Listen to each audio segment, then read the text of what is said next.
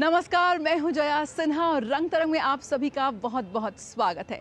रंग तरंग में आज बात होगी नाट्य शास्त्र की, यानी कि नाट्य कला की, रंगमंच की, थिएटर की। आपको ले चलेंगे राष्ट्रीय नाट्य विद्यालय के वार्षिक महोत्सव भारत रंग महोत्सव में। तो वही राजधानी दिल्ली में हुआ थिएटर का महाकुंभ, क्या है ये जानेंगे। साथ ही मुलाकात करेंगे एक ऐसी आर्टिस्ट से जो अपनी कला से बच्चों और युवाओं को जोड़ रही है। और भी होगा बहुत कुछ, तो देर कैसी, शुरुआत करते हैं रंग तरंग की। इस वक्त हम मौजूद हैं राष्ट्रीय नाट्य विद्यालय के कैंपस में, जहां चल रहा है भारत रंग महोत्सव। भारत रंग महोत्सव के 25 वर्षों का सुनहरा इतिहास यहां पर प्रदर्शित किया गया है। लगातार यहां पर नाटकों का मंचन हो रहा है, नुक्कड़ नाटक, डांस परफॉर्मेंसेस, एक्ट्स, एग्जीबिशन, बहुत कुछ यहां पर चल रहा है। और भारत के साथ साथ दुनिया के 9 देशों से यहां पर थिएटर प्रोडक्शंस आए हैं जो अपने नाटकों का मंचन कर रहे हैं, यानी कि दुनिया भर से कलाकार पहुंचे हैं भारत रंग महोत्सव में हिस्सा लेने के लिए। यकीनन इस बार भारत रंग महोत्सव हो गया है ग्लोबल। भारत के साथ साथ ये श्रीलंका और नेपाल में भी नाटकों का मंचन किया जा रहा है।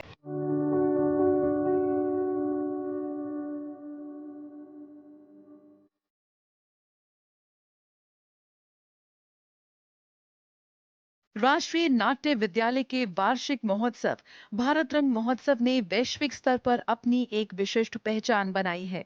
विभिन्न देशों और संस्कृतियों के कलाकारों को एक मंच पर लाकर इस बार भारत रंग महोत्सव ग्लोबल हो गया है।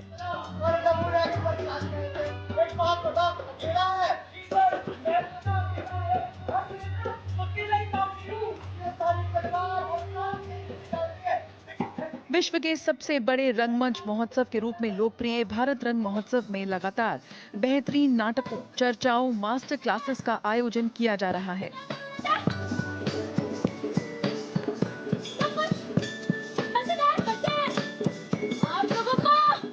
इसी कड़ी में प्रख्यात अभिनेता डॉक्टर श्रीराम लागू की जीवनी के हिंदी अनुवाद के विमोचन पर अभिनेता पंकज त्रिपाठी ने शिरकत की, जो अपने संस्थान में आकर बेहद भावुक नजर आए।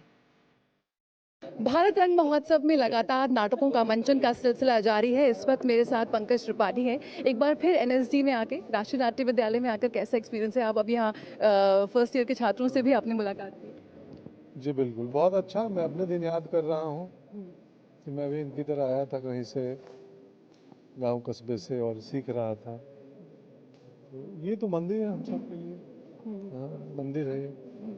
मंच पर हमने देखा कि एक बार फिर इस वक्त भी मैं देख रही हूँ काफ़ी भावुक हो जाते हैं जब भी आप उस दौर में वापस आते हैं। श्रीराम लागू जी की किताब का यहाँ पर हमने देखा विमोचन हुआ, जब इस तरह के स्टॉल बॉट्स निकले हैं यहाँ से, और किस तरह से आपको लगता है कि आपने उसका एक उनका अंश भी या उस उनसे जुड़े किस्सों को भी हमने सुना, कैसा लगता है? एक तरह की लेगेसी जो है एनएसडी की है। यहाँ पर मैं प्रदर्शनी देख रही थी जिसमें सुरेखा, सीखरी, प्रभावकर, सबकी जो रेपिटरी का जो एक 60 दशकों का रहा है, 6 दशकों का, किस तरह से आप उनको फीस करते हैं? भारतीय रंगमंच में तो एनएसडी का बहुत बड़ा योगदान है ना, इसको आप भूल नहीं सकते। एक से एक लीजेंड दिए हैं यहाँ से। हम कुछ अभिनेता हैं जो सिनेमा में चले गए तो थोड़ा पॉपुलर हो गए, इसलिए भीड़ खड़ी है फ़ोटो खिंचाने के लिए।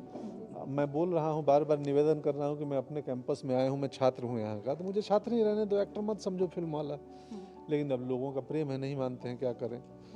तो राष्ट्रीय नाट्य विद्यालय का भारतीय रंगमंच में बहुत बड़ा योगदान है।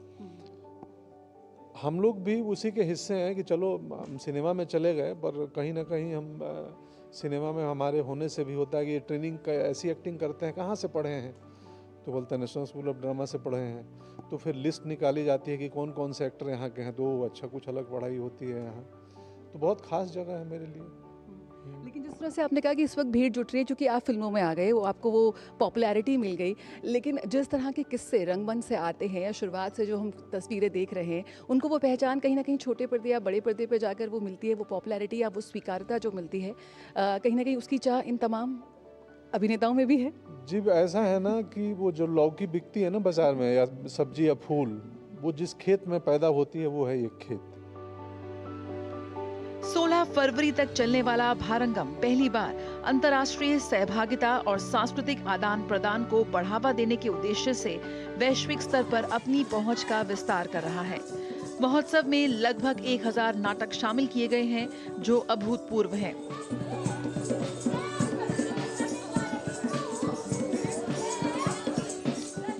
दुनिया के सबसे बड़े रंग महोत्सव के रूप में प्रतिष्ठित भारत रंग महोत्सव इस साल भारत के 13 शहरों के साथ साथ नेपाल और श्रीलंका में भी अपनी मौजूदगी दर्ज करा रहा है। लगातार नाटकों और चर्चाओं का दौर जारी है और यहाँ पर लगी प्रदर्शनियाँ भी आपका ध्यान आकर्षित कर रही हैं। 1964 में एनएसडी यानी कि राष्ट्रीय नाट्य विद्यालय की ड्रामा रेपर्टरी कंपनी की शुरुआत हुई थी मात्र 4 आर्टिस्टों से।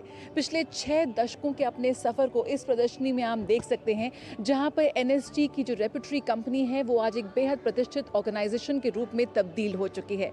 आपके हर दिल अजीज़ अभिनेताओं के जो शुरुआती दिन रहे, जो थिएटर का जो सुनहरा दौर रहा, वो इन तस्वीरों में कैद है। यहाँ पर सुरेखा सीकरी, उत्तरा बावकर, रघुवीर यादव, ओम पुरी, मुकेश तिवारी, उनके जो शुरुआती दिन रहे रंगमंच के, वो यहाँ पर तस्वीरों में प्रदर्शित किए गए हैं, जो दर्शकों का ध्यान अपनी ओर आकर्षित कर रहे हैं। भारत रंग महोत्सव 2025 में पारंपरिक, लोक, आधुनिक और अंतर्राष्ट्रीय नाट्य प्रस्तुतियों का एक अद्भुत संगम देखने को मिल रहा है, जो रंगकर्म प्रेमियों के लिए एक अविस्मरणीय अनुभव साबित हो रहा है। बस ये प्रभु की इच्छा है और आशीर्वाद है कि इस बार हम ग्लोबल कर रहे हैं एंड हम बहुत आभार प्रकट करते हैं अपने मंत्रालय का, मिनिस्ट्री का, कि हमें ये जो हमारा सपना था कि भारत रंग महोत्सव एक यूनिक इंटरनेशनल थिएटर फेस्टिवल ऐसा हो जो केवल भारत में ही नहीं बल्कि कुछ इंटरनेशनल वेन्यूज़ में भी हो, तो वो सब इस बार हो रहा है काठमांडू और कोलंबो में। एज आ आर्टिस्ट अगर तुम सारी चीज़ें देखते हो तो तुम्हें समझ आता है कि हाँ ये आर्ट है, इसको रिस्पेक्ट करनी है। तो वो जब देखते हैं सारी जगह अगर वही हो रहा है तो वो अच्छा लगता है फिर देख के। बहुत मज़ा आता है। हम हर साल आते हैं, पिछले साल भी आए थे। तो सारी डीसीटीसी की टीम्स आती है, अपना साल की प्रोडक्शन लाती है कि इस साल वो मतलब जनता में क्या अवेयरनेस फैलाना चाहते हैं, उन्हें क्या बताना चाहते हैं। वैसे ही इस साल हम भी आए थे।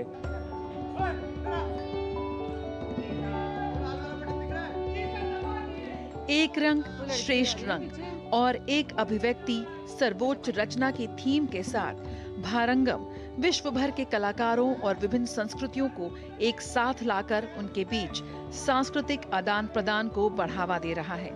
रंगमंच की शक्ति से परिवर्तन लाने की क्षमता का एहसास कराते ये कलाकार भारतीय रंगमंच की नई सोच का प्रतिनिधित्व करते हैं। जया सिन्हा, रंग तरंग।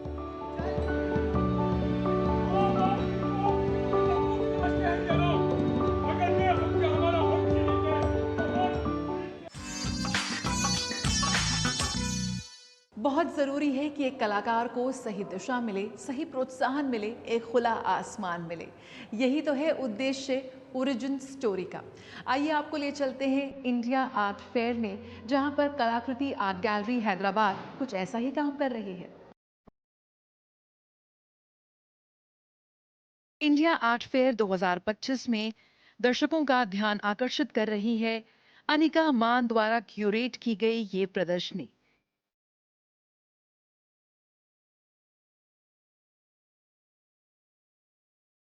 इस प्रदर्शनी में 30 से अधिक उभरते और अनुभवी कलाकार एक साथ एक मंच पर आए हैं।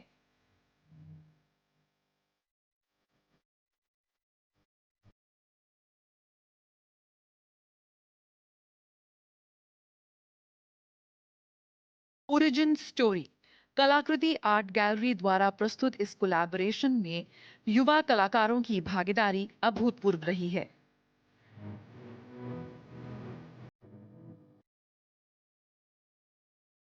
हर जगह आपको अलग अलग टाइप की प्रतिक्रियाएं से आर्ट मिलेगा।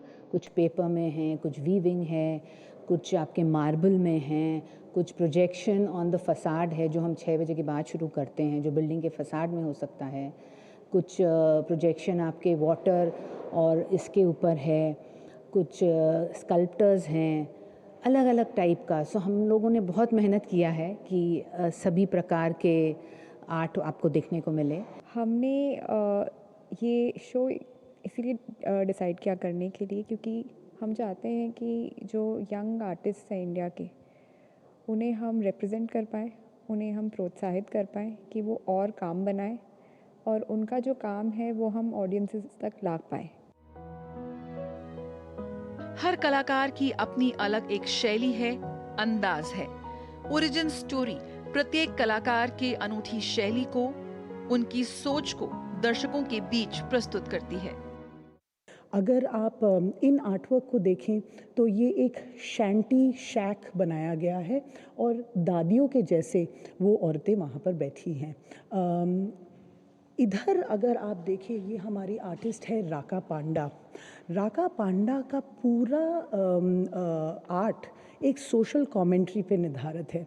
ये छोटे सर्कल्स में अगर आप देखेंगे कि इंडिया का स्ट्रीट कल्चर उनने कैसे कैप्चर किया है। और जब ये मेहनती लोग जो हमारे सड़कों पर हमें चीज़ें बेच रहे हैं, वो जब घर आते हैं तो वो किस प्रकार के घाट पे रेस्ट करते हैं, तो ये काफ़ी मूविंग सा नैरेटिव पैदा होता है। मेरा आर्ट जो है उसमें मेरा सबसे इम्पोर्टेंट पार्ट जो है to make art form accessible for people, तो लोग आके उससे इंटरेक्ट करें, उससे साथ में मिल के कुछ बनाएं। This is my work. It is a representation of myself, how my life came, how my surviving, my strength. This is like my muscle. ये मेरा साथ ग्रोथ हो रहा है। ये एक ग्लोब है ना, ग्लोब घूम रहा है, इसलिए मैं मेरा पेड़ भी पाम भी ऐसा घूम रहा है। ये स्टैंड है ना, 4 पाम, इसे एक रिप्रेजेंटिंग सोसाइटी, 4 लोग मेरे साथ आते हैं। ये पूरा मेरा डिटेल काम है। First time I did my sculpture. I am basically painting artist है। This is my first sculpture. कैसे हमारा हिस्ट्री इतना ज़्यादा रिच था और वो अभी धीरे धीरे ख़त्म होते चला जा रहा है। तो इस आर्ट वर्क में मैंने वैसे ही एक जो हजारीबाग का, इसको केव आर्ट का एक मोटिव है, जिसका मतलब ये चांद का देवता होता है, और वो जो पलास वहाँ का राजकीय फूल है, उनके पत्तों को मैंने यहाँ पे इंस्टॉलेशन के थ्रू इंस्टॉल किया है और दिखाया है कि ये कितना महत्वपूर्ण है हमारे लिए। पहली बार इस तरह की प्रदर्शनी इस पैमाने और प्रारूप पर आयोजित की गई है। अजीत द्विवेदी की रिपोर्ट, रंग तरंग।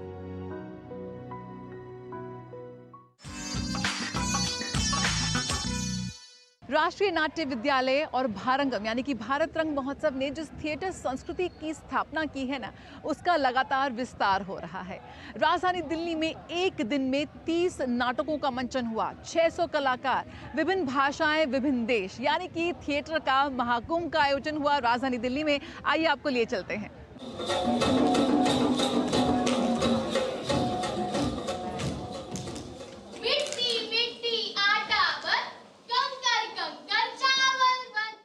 रंगमंच हमारे जीवन का आईना होता है। हमारे जीवन से जुड़े हर विषय को रंगमंच पर कलाकार अपनी प्रतिभा के माध्यम से एक नई सोच देते हैं। रोटी भी बना ले, पूरी मिट्टी से बनी रोटी कोई कैसे खा सकता है? तू देख माई, मिट्टी में। और इसी सोच को साकार करने के लिए वृक्ष द थिएटर ने दिल्ली के कमानी ऑडिटोरियम में महाकुंभ ऑफ ड्रामा का आयोजन किया। ये रोटी कौन खाएगा? विश्वास रख माँ, मिट्टी से बनी रोटियां सारा जग खाएगा। राजा सुखदेव, हाय शक्देव, देव मानव कन्या माउली धरती पर चमत्कार कर रही है। उसके चूने से मिट्टी का आटा और कंकर के चावल बन जाते हैं। महाराजा शक्देव, माउली का स्थान तो दारुका में होना चाहिए। तो देर किस बात की? माउली का वरण करो।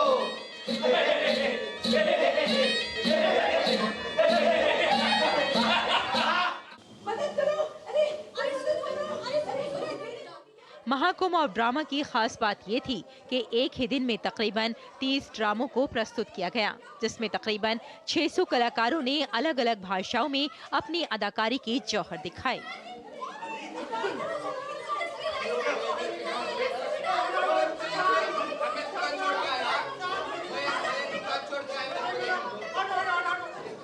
कान्हा की बांसुरी की तरह ताल में महावर भी तो बजाता है। और महावर की ताल पर तुम झिप झिप कर नाचती हो। इस ड्रामा आयोजन को उस गुलदस्ते की तरह सजाया गया जिसमें अलग अलग फूल, अलग अलग रंग, अलग अलग खुशबू होती है, लेकिन सभी फूल एक ही गुलदस्ते के होते हैं। इसी तरह ये सभी कलाकार अलग अलग देशों से दिल्ली में अपनी प्रतिभा को प्रदर्शित कर रहे थे।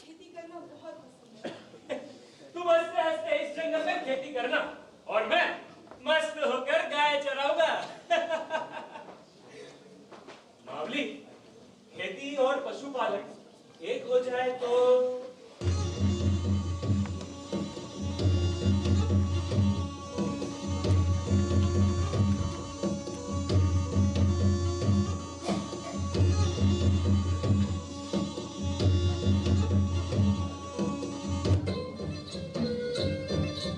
वृक्ष द थिएटर ने इन कलाकारों के जरिए जीवन के कई रंग मंच पर बिखेर दिए और कला प्रेमियों की करतल ध्वनि ने सभी कलाकारों के मन में उत्साह भर दिया।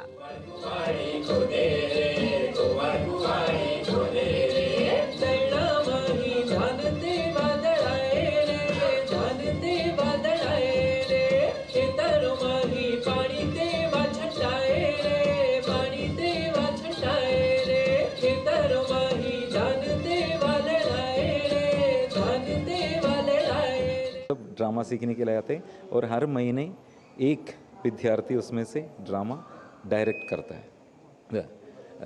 सब लोग सब कुछ लर्न करना चाहिए। मीन्स हमेशा ड्रामा में क्या होता है, मीन्स हर जगह पे एक ड्रामा डायरेक्टर होता है, वही सबको डायरेक्ट करते रहता है। इधर हर महीने डायरेक्टर चेंज होते रहेंगे, so everybody will learn everything of the theatre. Reshma की रिपोर्ट, रंग तरंग के लिए डीडी न्यूज। अनाज के हर दाने में मेरा वास है। खेतों से अनाज जब घर आए तो उसका उत्सव मनाना।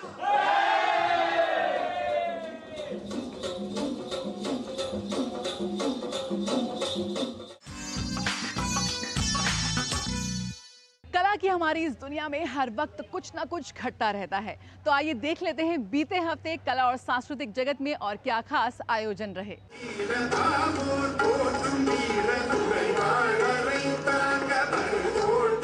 संस्था तमिल विथाइगल द्वारा पोंगल समारोह 2025 का आयोजन किया गया।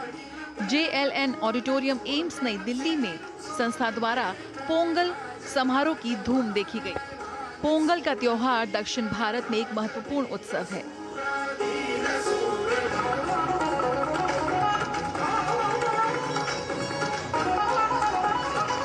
ये त्योहार नई फसल के स्वागत के रूप में मनाया जाता है और इसे तमिलनाडु में नए साल के आगमन के अवसर पर मनाया जाता है।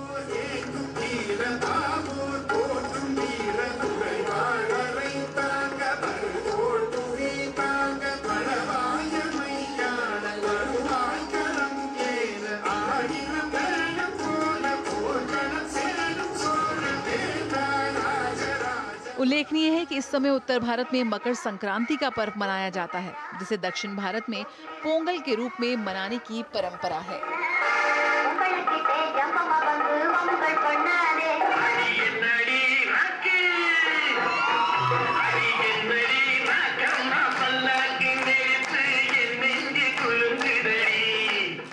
एम्स में सारे देश के सारे स्टेट्स के लोग काम करते हैं, डॉक्टर्स भी है, स्टाफ भी है, और जो भी फेस्टिवल्स, लोकल फेस्टिवल्स होता है वो यहाँ पर सेलिब्रेट किया जाता है। यहाँ एक पोंगल के बारे में आज के दिन जो अच्छी दिन है, बच्चों के साथ, फैमिली के साथ, सारा तमिल फैमिलीज जो भी एम्स में काम कर रहे हैं वो आए हैं। बच्चों का आपने टैलेंट देखा होगा, बाहर रंगोली है, अभी यहाँ पर कल्चरल एक्टिविटी स्टार्ट होगा। इससे काफ़ी अच्छा लगता है क्योंकि ये हमारा देश का भी एक रिफ्लेक्शन करता है कि यूनिटी इन डाइवर्सिटी है। लोग अपना कल्चर और सब डिपिक्ट करेंगे और दूसरे लोग उसको देखेंगे।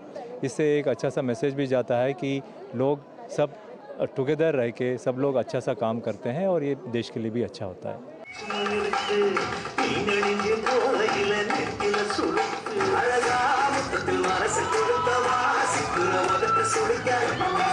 इस साल के कार्यक्रम में पारंपरिक संगीत, नृत्य और सांस्कृतिक प्रदर्शन और परंपरागत भोजन शामिल रहा, जिसका दर्शकों ने जमकर लुत्फ उठाया।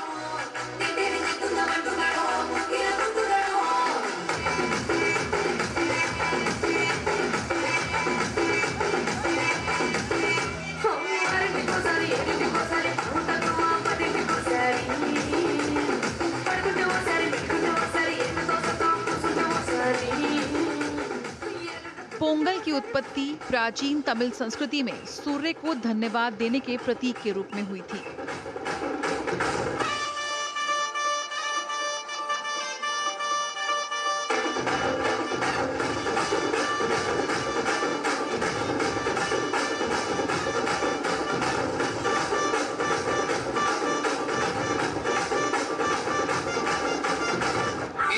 इस कार्यक्रम के आयोजन में विशेष रूप से दक्षिण भारत के पारंपरिक लोक नृत्य, गीत, संगीत व पारंपरिक व्यंजनों की प्रस्तुति देखने को मिली।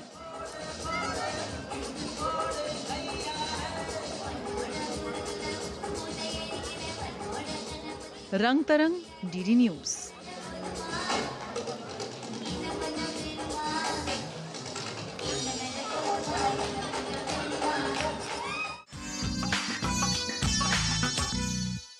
आइए आपको ले चलते हैं गुलाबी नगरी जयपुर।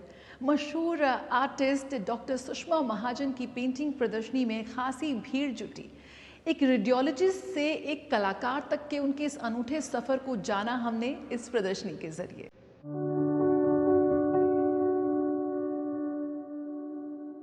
हर इंसान में एक कलाकार छिपा होता है जो उसकी प्रतिभा को हुनर के जरिए समाज और राष्ट्र के सामने लाने का काम करता है।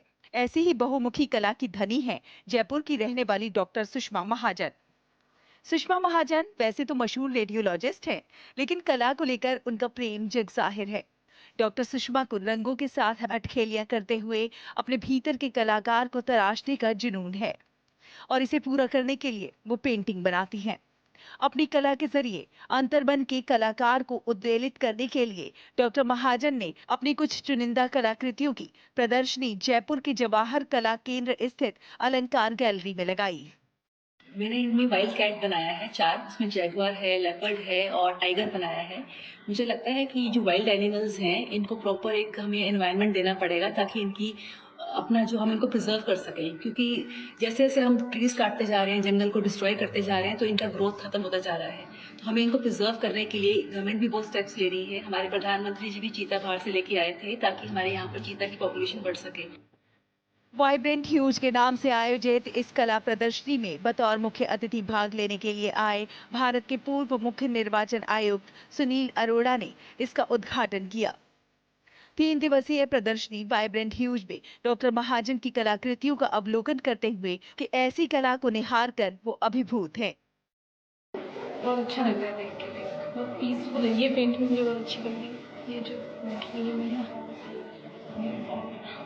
अच्छा है, मतलब मैं भी पेंटिंग से थोड़ी बहुत जुड़ी हुई हूँ। मधुबनी बिहार से बिलोंग करती हूँ। हमारे यहाँ की भी एक है फोक आर्ट में आता है मधुबनी पेंटिंग। राजस्थान के मुख्य निर्वाचन अधिकारी नवीन महाजन और फिल्म सेंसर बोर्ड के सदस्य, फिल्म एक्टर और निर्देशक अशोक बांठिया सहित कई विशिष्ट व्यक्ति पहुंचे, जिन्होंने कलाकृतियों से अभिभूत होकर कहा कि रंगों का ऐसा समायोजन वाइब्रेंट ह्यूज को साकार करता है। Things are very beautiful. We've had a walk around and everything's very lovely. All the different galleries are very special. We're very happy to be here. Something like this. So the galleries have been beautiful. We had like Phoebe said, we walked around both of them. The sense of colour in both of them is very special. It's very bright. They're both very positive exhibitions. गुलाबी नगरी के लोगों के दिलों को लुभा रही इस प्रदर्शनी में प्राकृतिक एवं मानव रचित विविधताओं को शामिल किया गया है। डॉक्टर सुषमा महाजन की इन 54 कलाकृतियों में बहुत सारे श्वान, घोड़े, हाथी, खरगोश और गिलहरियां ऐसे अटखेलियां करते दिखाई देती हैं जैसे मानो वो पेंटिंग नहीं सजीव हों। रंग तरंग के लिए ब्यूरो रिपोर्ट, डीडी न्यूज।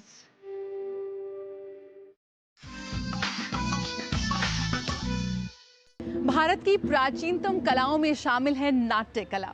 नाट्य कला ने यानी कि थिएटर ने धीरे धीरे से ही सही अब रफ्तार पकड़ ली है। थिएटर की दुनिया के ये चेहरे अब दुनिया भर में अपना दमखम दिखा रहे हैं। थोड़ा है, थोड़े और की ज़रूरत है, यानी कि आपके प्रोत्साहन की, दर्शकों की तालियों की। इसी के साथ रंग तरंग का आज का ये अंक हम यहीं ख़त्म करते हैं। मुलाकात होगी आपसे अगले हफ्ते इसी दिन इसी वक्त पर। तब तक मुझे और मेरी पूरी टीम को दीजिए इजाज़त। नमस्कार।